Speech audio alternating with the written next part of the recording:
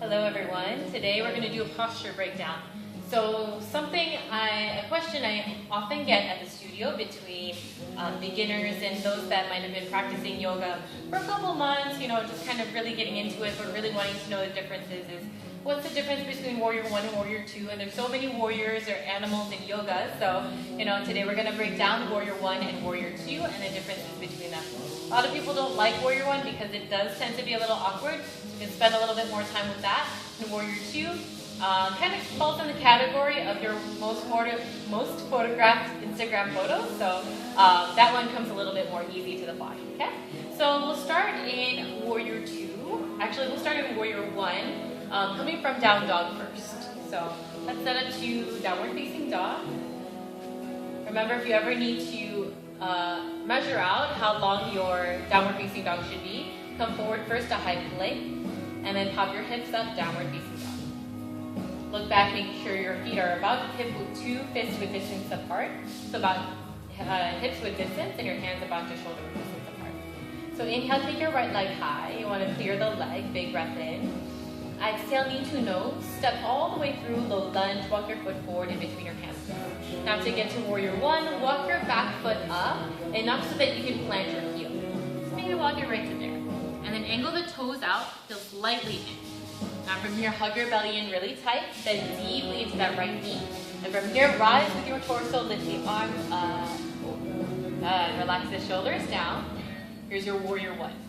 So the hips stay square towards whatever wall that's right in front of you. You ground that left heel down. So really feel a stretch. Your gastrocnemius, that little bump on your calf muscle that we associate as being your calf muscle, and a good stretch into your Achilles tendon.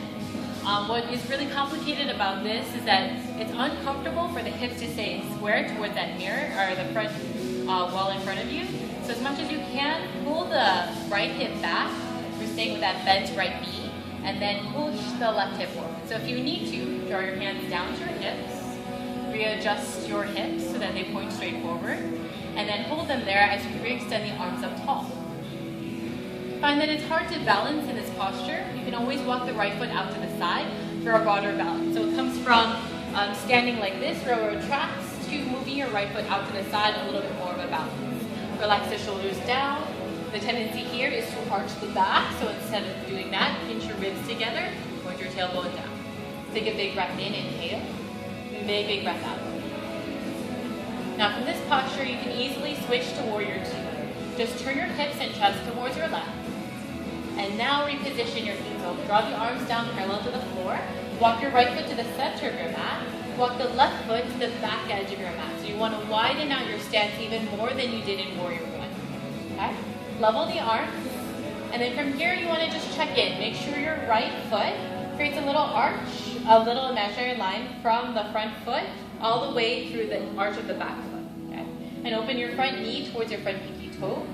And then from here, press into the outer edges of both feet so you really feel the outsides of your legs activate and your inner hips start to open up. So you start to cultivate strength in your right side quad and openness in your left hip. So again, as you might recognize, this might be one of the pictures you might see when you look up yoga on the internet.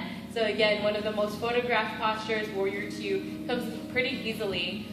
So just make sure you tune into form. If you can, drop a little lower into the right side quad, and then deeply press into the outer edge of the back foot. Oftentimes I see people lean forward here in anticipation of the extended side angle. So again, make sure that you stay lifted and upright, and make sure you turn the hips just as well. Okay? So there's your Warrior 2, and then we know our Warrior 1. So again, just be sure to practice that, and be sure to relax the shoulders, hug the belly in tight, and really tune into the good form, not just do the posture just because you did it and check mark the box. Okay, you can relax. All right, thank you again.